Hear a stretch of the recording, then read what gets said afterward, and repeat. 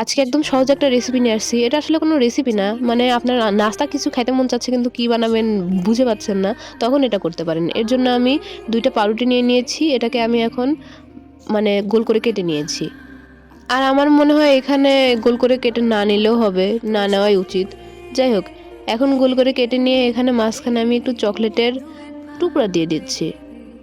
এরপরে আপনারা এখানে এই ২ পাউরুটির মাথাটাকে পানি দিয়ে মানে লাগিয়েও নিতে পারেন, আবার এভাবেই রেখে দিতে পারেন। এভাবে আপনি যদি ওভেনে দিয়ে দেন, তাহলে চকোলেটটা যখন মেল্ট হওয়া শুরু করবে, তখন শুধু উপরে থাকা পাউরুটিটাকে প্রেস করলেই হয়ে যাবে।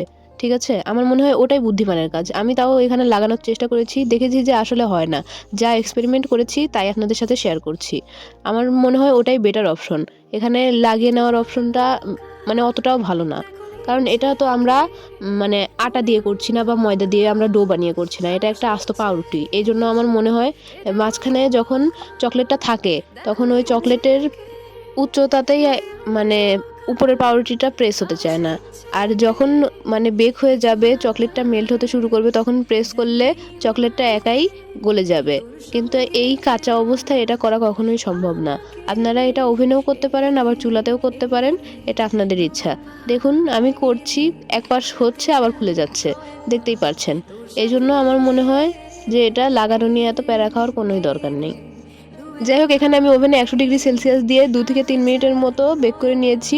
আর যখনই চকোলেটটা মেল্ট হওয়া শুরু করেছে, তখনই আমি উপরে প্রেস করে নিয়েছি। তাহলে আর বেশিক্ষণ ধরে মেল্ট করানোর দরকার হবে না, না হলে উপরের পাউরুটিটা শক্ত হয়ে যাবে।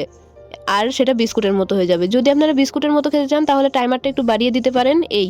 আর যদি পাউরুটির মধ্যে দিয়ে মানে ক্রসেন্টের ফিলটা যদি নিতে চান, তাহলে একটু কম সময় দিবেন, যাতে পাউরুটিই থাকে। আর মেল্টেড চকলেট বিস্কুটের ফিল নিতে চাইলে আরও বেশি সময় রাখতে পারেন বা ডিগ্রিটা একটু বাড়িয়ে দিতে পারেন।